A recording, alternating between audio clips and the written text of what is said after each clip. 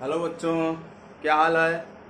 चलिए तो आज हम फिर एक नए वीडियो में फिर आपके साथ बहुत ही अच्छा मुलाकात। सुबह का समय है और मॉर्निंग का सबसे पहले आप सभी लोग को गुड मॉर्निंग, सुबह का नमस्कार, सुप्रभात। अच्छा समय आपका बीते और आज से आप लोग का पढ़ाई भी बहुत ही सीरियस होना चाहिए। ठीक, बोर्ड का एग्जाम है, इसलिए मैं आप लोग के साथ एक नया टॉपिक के साथ आया हूँ। क्लास 10th का एप्लीकेशन, सम एप्लीकेशन यानी एप्लीकेशन ऑफ ट्रिग्नोमेट्री। और इस एप्लीकेशन ऑफ ट्रिग्नोमेट्री से क्वेश्चन पक्का ही एग्जाम के बोर्ड में आता है, भले किसी चैप्टर से आए चाहे ना। इस चैप्टर से तो एक क्वेश्चन बनना ही बनना है, चाहे जो भी हो जाए। और हम लोग एक एक करके बारी बारी से सारे क्वेश्चंस पढ़ेंगे, एक क्वेश्चन एनसीईआरटी का नहीं छूटेगा। और उसके बाद भी कुछ ऐसे क्वेश्चंस जो आर डी शर्मा से आते हैं, आर एस अग्रवाल से आते हैं, और भी जितने भी बोर्ड के एग्जाम हैं, और भी क्वेश्चंस जो बोर्ड के एग्जाम में आते हैं, उस सारे क्वेश्चंस को मैं धीरे धीरे सॉल्व कराता रहूँगा। जो अच्छे क्वेश्चंस है, जो फिक्स है कि ये क्वेश्चंस अल्टरनेट करके आने ही आने हैं। इसके बाद हम लोग फिर ट्रिग्नोमेट्रिक वाला चैप्टर पढ़ेंगे, थेल्स लॉ जो होता है बहुत इंपॉर्टेंट है। तो सारे चीज हम यहाँ पर इंक्लूड करेंगे। तो चलिए स्टार्ट करते हैं। Question number first, NCERT. तो एप्लीकेशन ऑफ ट्रिग्नोमेट्री स्टार्ट करने से पहले हमें कुछ इंट्रोडक्शन के रूप में जानना पड़ेगा।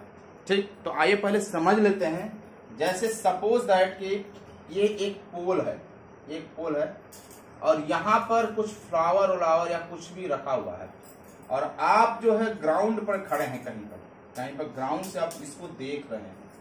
तो इसके द्वारा आपके आंख पर जो एंगल बनता है, आंख पर जो यहाँ पर जो एंगल, जैसे मान लीजिए हम यहाँ खड़े हैं सामने और हम ऊपर कुछ देख रहे हैं, उधर से देख रहे हैं, तो वहां से मेरे आंख पर जो एंगल बनेगा यहाँ पर, इस एंगल को बोलते हैं एंगल ऑफ एलिवेशन। ये जो एंगल होता है, समझ में आ रहा मैं क्या कह रहा हूँ? जो मेरे आंख पर एंगल बनेगा उसकी हम बात कर रहे हैं। जैसे हम यहाँ पर खड़े हैं सामने और हम ऊंचाई पर कुछ देख रहे हैं, अपने से नीचे नहीं, हम अपने से ऊपर देख रहे हैं। तो ऊपर वाली कुछ किसी चीज को देखते हैं तो हमारे आंख पर जो एंगल बनेगा यहाँ से, जैसे यहाँ से हम देख रहे हैं, यहाँ से देख रहे हैं, यहाँ से खड़े होकर मान लीजिए मैं हूँ मार्कर, और मैं यहाँ से आंख से इसको देख रहा हूं, तो मेरा इसके बीच में एंगल बनेगा नहीं, ग्राउंड से एंगल बनेगा कि नहीं बनेगा? ये जो एंगल होता है इसको बोलते हैं एंगल ऑफ एलिवेशन होता है। या मान लीजिए कि ट्री ही है, ये ट्री है, आप कितना बड़ा ट्री है ये, ठीक, ये आपका ट्री है, ठीक, ये आपका ट्री है, ठीक, ये आपका ट्री हो गया। और आप ग्राउंड पे खड़े हैं, इस पे एक फ्रूट लगा हुआ, आम का फ्रूट लगा है, सब फ्रूट लगा है आम का। आप किसी एक फ्रूट को देख रहे हैं, तो देखते समय आपको यहाँ पर खड़े होकर, आप यहाँ पर खड़े होकर, आप यहाँ पर खड़े होकर, ऐसे आप यहाँ पर खड़े होकर आंख से कुछ देख रहे हैं, तो यहाँ पर जो आपको एंगल बनेगा, यहाँ से हॉरिजॉन्टल लाइन खींच देंगे नीचे, मतलब ऊपर से देखते हुए नीचे एंगल जो बनता है हमारे आंख के पास, उस एंगल को बोलते हैं angle of elevation. Angle of elevation बोलते हैं। ठीक, इसे यार इसको समझिए, क्योंकि इस पूरे चैप्टर से मैं एंगल ऑफ एलिवेशन और एंगल ऑफ डिप्रेशन अभी बताऊंगा, वो आएगा क्वेश्चन में लिख के आएगा कि angle of elevation 30 degree, angle of depression 60 degree, ऐसे करके आएगा। तो आपको पता होना चाहिए कि एंगल ऑफ एलिवेशन क्या होता है, एंगल ऑफ डिप्रेशन क्या होता है। जब तक आप नहीं पता रहेगा आप क्वेश्चन नहीं कर पाएंगे और रिजल्ट भी उसका नहीं आएगा, आंसर भी उसका नहीं आएगा। तो इसलिए एंगल ऑफ एलिवेशन समझिए कि हम नीचे से बैठकर, नीचे से किसी ऊंचाई पर देखेंगे तो जो एंगल बनेगा हमारे आंख के पास, उसको एंगल ऑफ एलिवेशन कहेंगे। और अगर आप ऊपर खड़े हैं, मान लीजिए आप किसी छत पे है, ये घर है और ये आपका मकान है, आप छत पर आप खड़े हैं, यहाँ पर आप खड़े हैं छत पर, ठीक, यहाँ पर आप खड़े हैं छत पर ऐसे यहाँ, और यहाँ से आप ग्राउंड में कोई चीज, गमले में एक छोटा सा फ्लावर लगा है, चाहे कुछ भी हो ग्राउंड पर, और उसे आप देख रहे हैं, तो अब आप यहाँ से हॉरिजॉन्टल लाइन ड्रा करते हैं, हॉरिजॉन्टल लाइन, और आपके आंख पर जो एंगल बन रहा है उस समय जो आपके आंख पे एंगल बनेगा, उस एंगल को बोलते हैं angle of depression. Angle of depression, ये एंगल ऑफ डिप्रेशन होता है।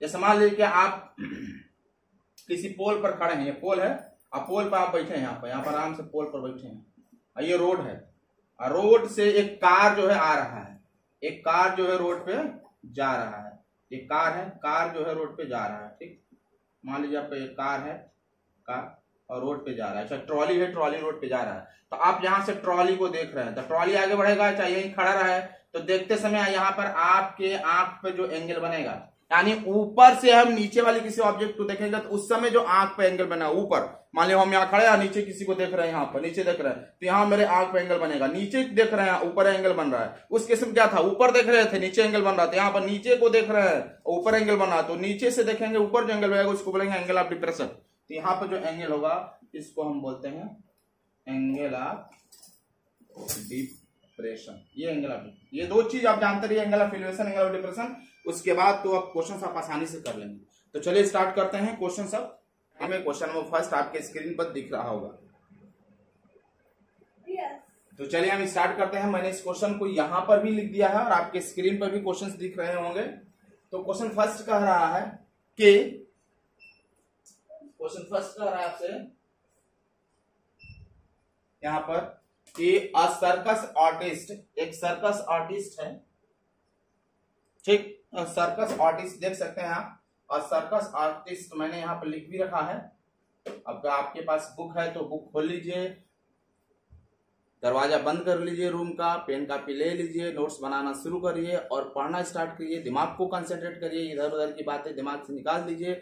और इस पूरे चैप्टर में एक और बात याद रखिए कि इस पूरे चैप्टर्स में फिगर्स बनाना बड़ी इंपॉर्टेंट है। जब आप क्वेश्चंस की फिगर बना लेंगे तो आपके लिए क्वेश्चन बहुत ही आसान हो जाएगा, 3 से 4 लाइन में आ जाएगा। और जब क्वेश्चंस की फिगर आप बनाना नहीं जानेंगे, फिगर अगर आप नहीं बना पाएंगे तो शायद ही कोई ऐसा क्वेश्चन है जो आपसे आ पाए, नहीं आएगा क्वेश्चन। इसलिए फिगर इस क्वेश्चन का सबसे महत्वपूर्ण इंपॉर्टेंट टॉपिक है। हर क्वेश्चन में फिगर, और फिगर से ही आपका जो है आएगा क्वेश्चन आएगा, ठीक। तो इसलिए जो है, तो आइए स्टार्ट करते हैं। कह रहा है कि a circus artist is climbing a 20 metre long rope, 20 metre लंबा रोप है, which is tightly stretch and tied from top of the vertical pole. कह रहा है कि एक वर्टिकल पोल के टॉप से, एक वर्टिकल पोल है उसके टॉप से एक रस्सी को बांधा गया है। जैसे इसके जैसे जैसे क्वेश्चन कर रहे हैं उसके अनुसार हम फिगर बनाएंगे। कह रहा है कि एक वर्टिकल टॉप है, एक वर्टिकल पोल है जिसके टॉप से एक रस्सी को स्ट्रेच टाइटली जो है बांधा गया है। तो हम यहाँ पर एक पहले पोल बनाएंगे, पोल के टॉप को कह रहा है तो टॉप में एक रस्सी बांध देंगे। अब चूंकि रस्सी बांधेंगे तो यहाँ पर छोड़ेंगे तो टाइटली तो होगा नहीं, इसे कहीं ना कहीं ग्राउंड से हमें बांधना ही पड़ेगा। तो वो बात भी इसमें कहीं बताएगा कि पोल टू द ग्राउंड कह रहा है, इसके टॉप से पोल के ग्राउंड के बीच, टॉप से लेके ग्राउंड में जो है एक रस्सी बांधा गया है। तो ये मान लीजिए कि एक पोल है जो ग्राउंड पर खड़ा है, तो ग्राउंड लेवल मैंने यहां तक खींचा और इसके टॉप रस्सी का एक सिरा टॉप पर बांधा गया और एक सिरा ग्राउंड पर किसी पॉइंट से बांध दिया गया है, ठीक। कह रहा है कि 20 मीटर लॉन्ग रोप है, 20 मीटर कह रहा है, यानी ये 20 मीटर लंबा रस्सी है। मैं इसको ए कह दिया, इसको बी कह दिया और इसको हमने सी कह दिया, हो गया। आगे कह रहा है find the height of the pole, pole की हमें हाइट, यानी ये वाली हाइट पूछ सब बताना है। If the angle made by the rope with the ground कह रहा है, रोप का, रस्सी का ग्राउंड के साथ, रस्सी ये है, यही रस्सी था, मैंने एक इंड यहां बांधा था और एक इंड इसका यहां बांधा था, तो रस्सी है। तो कह रहा है angle made by the rope with the ground, रस्सी का ग्राउंड के साथ, तो रस्सी और ग्राउंड ये है, तो इसके बीच जो एंगल बना हुआ है ये एंगल, इस एंगल को हम बोलेंगे 30। ये हमारा 30 डिग्री का एंगल होगा, ओके। ये 30 डिग्री का एंगल है। अब आपसे पूछ रहा है find the height of the pole, pole की हाइट क्या होगी, ये मेरा हो जाएगा height h, height of the pole. हम सपोज कर लेंगे कि लेट, सॉल्यूशन में हम क्या करेंगे, let A B equal to 1 height of the pole be h। अब हमें इसमें देखिए ट्रिग्नोमेट्रिक रेशियो हमें लगाना है, साइन, कास, टैन, काट, ये सब मुझे लगाना रहता है। अब हमें रस्सी की लंबाई दे रखा है और हाइट पूछ रहा है, बेस के बारे में कुछ कहा ही नहीं है, एंगल दे रखा है। तो अब सवाल ये होता है कि हम क्या यूज करें। बच्चों के मन में बार बार कंफ्यूजन होता है कि हम साइन यूज करेंगे कि कॉस यूज करेंगे कि टैन यूज करेंगे कि कॉट यूज करेंगे कि बाकी सेक कोसेक में से कोई भी ट्रिग्नोमेट्रिक में से कौन सा हम यूज करेंगे। तो हम सबसे पहले ये देखते हैं कि हमें क्या फाइंड करना है और क्या दिया है। सपोज दैट आप कास यूज करते हैं, आपके पास क्या है, साइन है, थीटा भी लगा देते हैं, कॉस थीटा होता है, टैन थीटा होता है, कॉट थीटा होता है, सेक थीटा होता है, कोसेक थीटा होता है, ये होता है। अब इनमें से हम कौन सा यूज करें कि हमारा रिजल्ट आ जाए? तो मान लीजिए अगर आप कास लेते हैं, ठीक, अगर आप कास लेते हैं तो कास बराबर क्या होता है? बोलिए बोलिए बोलिए बोलिए बोलिए बोलिए। बेस बाई क्या होता है? Base by hypotenuse. इसको बेस कहते हैं, या हाइपोटेनस होता है, परपेंडिकुलर भी इसे हम बोल देते हैं, है ना सर। तो ये बेस बाई, अगर हम हाइपोटेनस अगर कास लेके चलते हैं तो हमें बेस नहीं पता, हाइपोटेनस पता है, तो इन दोनों के बीच रिलेशन आएगा। जबकि हमें बेस निकालना नहीं, हमें तो परपेंडिकुलर निकालना, उसका हाइट निकालना है। तो क्लियर है कि बेस निकालना नहीं है, तो क्लियर है कि कास को ले जाने से हमें कोई वो फायदा नहीं होगा। ठीक, टाइम लेके चलेंगे तो क्या होगा? बोलिए, परपेंडिकुलर बाई बेस। तब परपेंडिकुलर और बेस कहेंगे तो ना हमें परपेंडिकुलर पता है ना हमें बेस पता तो 20 इसका है, तो ना हमें परपेंडिकुलर पता है ना बेस पता है। तो इसको लेकर चलेंगे तो हमें कोई सोल्यूशन ही नहीं मिलेगा, हम क्वेश्चन ही नहीं सॉल्व आगे कर पाएंगे। तो इसलिए यहां से भी हमें कुछ रिजल्ट हासिल होने वाला नहीं है। कॉट की भी हम बात करेंगे तो बेस बाय में परपेंडिकुलर, तो फिर वही चीज बेस परपेंडिकुलर आ गया, तो यहां से भी कुछ नहीं मिलने वाला है। शेक जो है कोसेक का उल्टा होता है, तो ये हो जाएगा हाइपोटेनस बाय बेस। तो फिर हमें वहां से बेस निकालना ही नहीं, हमें तो हाइपोटेनस निकालना है। सो कोसेक में भी वही हाल है। तो हम ये देखेंगे कि हमें क्या फाइंड करना और हमें क्या रिजल्ट दिया है। हमें दिया है, ये दिया है हाइपोटेनस दिया है 20 मीटर, और ये दिया है हाइट दिया, हाइट फाइंड करना, हाइपोटेनस दिया है। तो हाइपोटेनस और हाइट में जो रिलेशन रखता हो ट्रिग्नोमेट्रिक में, जनरली उसी को हम लेके चलेंगे और उसी से हमारा आंसर आ जाएगा। ठीक, समझ में आ रही मेरी बात, मैं क्या कर रहा हूं? तो इसलिए हम जो है इनमें से कोई ले जाने से हमें बहुत ज्यादा बेनिफिट बराबर होता है परपेंडिकुलर बाई हाइपोटेनस। ठीक, तो परपेंडिकुलर हाइपोटेनस पता है, परपेंडिकुलर फाइंड करना, यही दोनों चीज हमें चाहिए। इसको फाइंड करना, इसका वैल्यू पता है, तो हम ये लेके चलेंगे तो लग रहा है कि कुछ हमारा आंसर आ सकता है और आ भी जाएगा। तो इसलिए थोड़ा सा हम दिमाग लगाते हैं और देखते हैं कि इनमें से कौन सा लेकर हम चलेंगे तो हमारा आंसर आ जाएगा। अब तो ऐसे जो है आप उलझे रह जाएंगे और बार बार जो है सब आप बारी बारी से यूज करेंगे, तो इस तरह आपके बहुत ज्यादा लंबे समय लग जाएंगे, बहुत लंबे समय लग जाएंगे। ठीक, काफी समय लगेगा क्वेश्चन को सॉल्व करने में। तो चलिए हम साइन लेके चलते हैं। समझ में आ रहा है मेरी बात? मैं क्या बताना चाहता हूं कि कौन सा को हम लेके चलें इसमें से कि हमारा आसानी से आंसर आ जाए। ये थोड़ा सा दिमाग लगाना पड़ेगा कि क्या दिया है और क्या हमें फाइंड करना है, उसमें किसके साथ ये रिलेशन होता है। अगर हाइपोटेनस परपेंडिकुलर दिया तो साइन लगा देंगे, अगर परपेंडिकुलर और बेस दिया है तो चूंकि वो tan का रिलेशन होता है तो हम tan लगा सकते हैं। इस तरह के रिलेशन हम इस तरह से अगर थोड़ा कॉम्बिनेशन बना के चलें तो क्वेश्चन हमारा आसानी से आ जाएगा। ठीक, चलिए आगे स्टार्ट करते हैं। इस ट्रायंगल में हम सबसे पहले लगाएंगे साइन थीटा। तो साइन थीटा की हम बात करें तो साइन थीटा इसका क्या होता है? Perpendicular by hypotenuse. थीटा की वैल्यू तो आपको 30 दिया है, तो साइन 30 हो जाएगा। अब परपेंडिकुलर मतलब हाइट है, तो ये हमें फाइंड करना है, h लिख देंगे। और इसकी वैल्यू 20 इसकी वैल्यू 20 आपको दे रखा है। साइन 30 की वैल्यू आपको पता ही है कि 1/2 होता है, h/20 करेंगे। यहां से अगर हम क्रॉस मल्टीप्लाई करेंगे तो क्या होगा? 2h = 20 हो जाएगा और h = हो जाएगा 20/2, तो h = हो जाएगा 10 मीटर हो जाएगा। ठीक, तो इस तरह इसका जो हाइट हुआ पोल का हाइट 10 मीटर हुआ। और आप देख रहे हैं कि किस तरह हमने साइन लेके चला तो ये आंसर बहुत ही आसानी से आ गया। तो फिगर बनाना मुझे काफी जरूरी है, हर क्वेश्चन में फिगर की और इसी फिगर के हेल्प से ही आंसर आया भी। अगर आप फिगर नहीं बनाते तो फिर कंफ्यूजन होता है कि हमें कैसे लेकर चलना। इसलिए मैंने बोला कि हर क्वेश्चन में जो है फिगर बहुत ही महत्वपूर्ण है। अगर आप फिगर बनाएंगे, क्वेश्चन का फिगर आप ड्रा कर लेंगे तो क्वेश्चन बहुत आसान होगा, 3-4 लाइन में आ जाएगा। और नहीं तो फिर आप उसी में उलझे रह जाएंगे। इसलिए क्वेश्चन का फिगर बनाने की कोशिश करें और मैं यहां से आपको बताऊंगा, आप फिगर बहुत ही आसानी से बनाने के, डोंट वरी, नो टेंशन। मैं एक ऐसा आसान तरीका बताऊंगा कि आप आसानी से दम फिगर बनाने, फिगर में कोई टेंशन ही नहीं होगा। अगर आपके मन में अभी तक ऐसा होगा कि इसका फिगर हमसे ड्रा नहीं होता है, तो मैं आपसे वादा करता हूं कि आप इस वीडियो को, पूरे चैप्टर्स को पढ़ने के बाद आप ऐसा ही फील करेंगे कि वाह क्या बात है, मैंने तो सारे क्वेश्चन का फिगर अब मैं ड्रा करना सीख गया, बहुत आसानी से आ जाएगा। तो चलिए इसे नोट करिए। तो बढ़ते हैं अपने नेक्स्ट क्वेश्चन पे।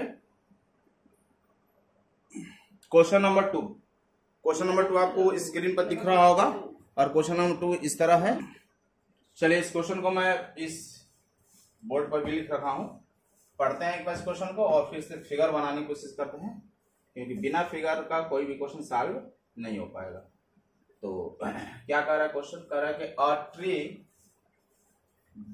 Breaks due to storm. एक पेड़ है, ठीक, मान लीजिए आपका ये पेड़ है, ट्री है, ठीक, एक ट्री है जो आंधी के चलते टूट गया, ठीक ना।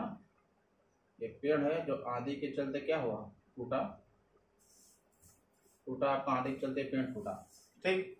And broken part bend so that, पूरा नहीं टूटा, जैसे पेड़ है तो पूरा नहीं टूटा, आधा ही टूटा। आधा क्या मतलब, कुछ पार्ट इसका टूटा और टूट कर पूरा जमीन पर नहीं गिरा, टूट कर इस तरह गिरा कि कुछ इसका ऊपर वाला जो पार्ट है अभी उससे लगा ही हुआ है, ये पार्ट इसका उधर से लगा ही हुआ है, और ये पार्ट बेंड करके क्या हो गया, नीचे आके ग्राउंड से मिल गया ये, ठीक। ये यहां से टूटा और टूट कर ऐसे आकर जो है ग्राउंड से टच किया, correct. So that top of the tree का टॉप जो टच द ग्राउंड को टच करता है, टच ग्राउंड को, टॉप, ये पूरा टॉप जो है ग्राउंड से टच करता है, making an angle 30 with feet, यानी ग्राउंड के साथ यहाँ पे जो एंगल बन रहा है, टॉप टूट कर ग्राउंड से टच हुआ तो टॉप जो है ग्राउंड के साथ जो एंगल बना रहा है वो 30 डिग्री का बना रहा है, कह रहा है कि एंगल 30 डिग्री का बना रहा है। The distance between the foot of the tree का फुट मतलब जहां से जड़ होता है, जो फुट है ट्री का, उसी को जड़, ये जो है distance, foot of the tree from the point where the top touch, उस पॉइंट से जहां टॉप टच कर रहा, तो टॉप यहां पे टच कर रहा है, यानी फुट से कर रहा है, फुट ऑफ द ट्री का foot, and the point where the top touch, और जहां पर टॉप टच कर रहा है इसके बीच का जो डिस्टेंस है, touch the ground is 8 metre, ये डिस्टेंस 8 मीटर दे रखा है, डिस्टेंस 8 मीटर दे रखा है।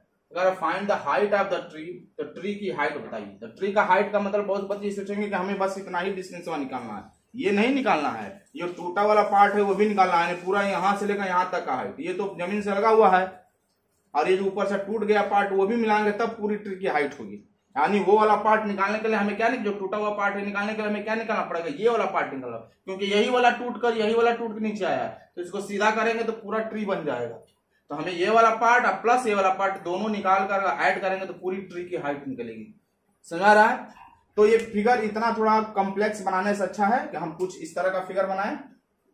ये ट्री है मान लेते हैं, सिंपल फिगर हो जाएगा, इतना बड़ा ट्री है, इसका ये वाला पार्ट मान लीजिए, ये वाला पार्ट टूटा, यहां से टूटा, टूट कर आके ग्राउंड से लग गया, ये ग्राउंड से लगा, यहाँ पे जैसे टूटा वाला पार्ट लगा है ग्राउंड से लगा, ठीक। और यहां पर 30 का एंगल बन रहा है, 30 का एंगल बन रहा है, इसको अगर हम ए बी सी और डी कहें तो ए बी पार्ट टूट कर ग्राउंड से ऐसे पेड़ लगा हुआ था, टूट कर ऐसे आया, ऐसे ग्राउंड से ऊपर लगा हुआ, ये वाला ग्राउंड से आकर टच हो गया, ठीक। ये जो डिस्टेंस है पूरा इसका, ये पूरा जो डिस्टेंस है, कह रहा है कि जहां से टच कर रहा है ग्राउंड वहां तक का जो डिस्टेंस है 8 मीटर है, ये 8 मीटर है। तो हमें पूरी ट्री की हाइट, ये वाली हाइट पूछ रहा है कि कितनी है, तो सबसे पहले हम ये वाला हाइट निकालेंगे, इसके बाद हमें ये वाले हाइट निकालनी पड़ेगी, ठीक। तो चलिए हम इस फिगर को हटाते हैं अभी, अब इस फिगर से ही हम अपना काम स्टार्ट करेंगे, ठीक। आइए स्टार्ट करते हैं, कैसे होगा, बहुत आसान है। हमें सबसे पहले फाइंड करना है हाइपोटेनस फाइंड करेंगे, इसके बाद हाइट फाइंड करेंगे, तब हम फाइंड दोनों को जोड़ देंगे, इसको पूरी ट्री के बराबर हो जाएगा। तो हाइपोटेनस फाइंड करना और बेस दिया है, तो हम सोचेंगे कि हाइपोटेनस और बेस में ऐसा कौन ट्रिग्नोमेट्रिक का रेशियो, जो हाइपोटेनस साइन कास टेन में कौन ऐसा है जो हाइपोटेनस और बेस का रेशियो बताता है। तो हमें पता है कि वो कास होता है जो हाइपोटेनस और बेस के बारे में बताता है। जब भी हम आप पीछे के चैप्टर में पढ़े होंगे, आसानी से पढ़े होंगे ट्रिग्नोमेट्रिक रेशियो के बारे में, तो जो ट्रिग्नोमेट्रिक रेशियो होता है उसके बारे में आप पढ़े होंगे पिछले चैप्टर से, इसलिए हम उस पर बहुत ज्यादा डिस्कस नहीं कर रहे हैं। आप जानते होंगे कि जो कास होता है वो जो एंगल का जो बेस होता है वो और हाइपोटेनस के बीच का रेशियो बताता है। यहाँ पे बेस आपका डीसी है और ये आपका डीबी है, इसके बीच का रेशियो बताएगा। तो हम यहाँ से कास, क्योंकि हमें ये दिया और ये फाइंड करना है, तो चूंकि बेस और हाइपोटेनस रेशियो में कास ही बताता है, इसलिए हम कोई नहीं लगाएंगे, कास ही लगाएंगे। तो हो जाएगा cos theta equal to base by hypotenuse, तो होता है बेस बाई में हाइपोटेनस बेस आपको दिया है कितना 8, हाइपोटेनस आपको फाइंड करना है, हाइपोटेनस डीबी के बराबर है तो यहाँ पर डीबी कर देंगे, और जो एंगल बन रहा है यहाँ पर 30 का बन रहा है तो cos 30 = 8/dB, और cos 30 की जो वैल्यू रखते हैं तो √3 में 2 तो हो जाएगा 8dB, और क्रॉस अगर हम मल्टीप्लाई करते हैं इसका तो ये हो जाएगा dB और √3 और 8 दूना के 16 तो dB = हो जाएगा 16/√3, ये हमारा हो जाएगा I 16/√3। ओके, चलिए अब हम फाइंड करें। अभी हमें पूरी हाइट नहीं निकला, हमें तो बस टूटा हुआ पार्ट का हाइट, ये वाला पार्ट क्या है जो टूट कर गिर चुका था बस उसी का पार्ट है, अभी हमें ये वाला पार्ट भी निकालना है। ठीक, तो अब हमें इसकी लेंथ किसका पता चल गया 16/√3 पता चल गया। अब हम क्या करेंगे कि हमें बेस भी पता है, हाइपोटेनस भी पता है, परपेंडिकुलर फाइंड करना है, तो अगर हम साइन भी लगाएंगे तो भी परपेंडिकुलर हाइपोटेनस के बीच हमें रिलेशन पता है, यहां से भी आंसर आ सकता है, और अगर हम tan लगाते हैं परपेंडिकुलर और बेस लगाते हैं तो भी हमें पता चल जाएगा, आसानी से निकल जाएगा, क्योंकि परपेंडिकुलर इसमें से दोनों में से कोई एक पता है और इन दोनों में से कोई एक पता है, तो हम साइन भी लगाएंगे तो भी आंसर आ जाएगा, और tan भी लगाते हैं तो भी हमारा आंसर क्या होगा, आसानी से आ सकता है। तो आइए हम यहाँ पर tan ही लगाते हैं। ठीक, आप दोनों लगा के देख सकते हैं। tan अगर हम थीटा की बात करते हैं तो परपेंडिकुलर बाई बेस, तो परपेंडिकुलर हमें नहीं पता है, परपेंडिकुलर जो है BC है, तो BC हमें फाइंड करना है। बेस यहाँ पर हमें दिया है 8, फिगर में 8 दिया, उसके बीच का डिस्टेंस 8 का रहा था क्वेश्चन में, ये 8 है, और tan 30 थीटा की जगह हम अगर tan 30 रखते हैं तो हो जाएगा BC बाई में 8, और tan 30 की वैल्यू बोलिए 1/√3, तो BC बाई में 8 क्रॉस मल्टीप्लाई करते हैं तो हो जाएगा √3BC = 8 होगा, तो BC = कितना हो जाएगा 8/√3, ऐसा होगा। तो हमें BD भी निकल गया और BC भी निकल गया। अब पूरी हाइट निकालना है तो इन दोनों को जोड़ देंगे तो पूरी हाइट के बराबर हो जाएगा। तो हाइट ऑफ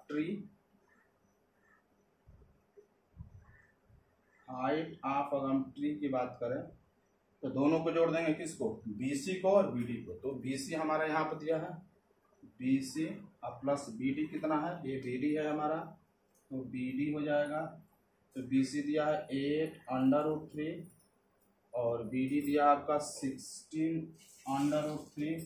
तो अगर हम यहाँ से एलसीएम लेते हैं √3 तो क्या हो जाएगा 8 + 16, सब मिला के हम इधर लिख दे रहे हैं।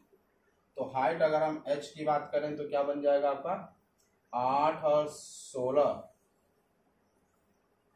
24 होगा, तो 24/√3, और अगर इसको हम रेशनलाइज करें 24 × √3 से ऊपर नीचे अगर हम मल्टीप्लाई कर देते हैं तो क्या रिजल्ट बन जाएगा H = 24/√3, और इसका मल्टीप्लाई करेंगे तो 3 होगा, तो 3 और 8 24, तो H = हो जाएगा 8/√3, और यही हमारी हो जाएगी हाइट ऑफ द ट्री की जो हमारी हाइट हो जाएगी कुछ इस प्रकार हो जाएगा। आप इसे देख सकते हैं, समझिए, देखिए जो ट्री की हाइट है वो 8/√3 होगा। ठीक, तो इसे छाप लीजिए, छापिए जल्दी छापिए। छापने की कोशिश कम और दिमाग में छापने की कोशिश ज्यादा, क्योंकि जब दिमाग में छपा रहेगा तो जिंदगी में कभी नहीं भूलेगा, और कॉपी पर छापेंगे तो आज छापेंगे और कल भूल जाएगा, इसलिए पहले दिमाग में छापिए, इसके बाद तब कॉपी पर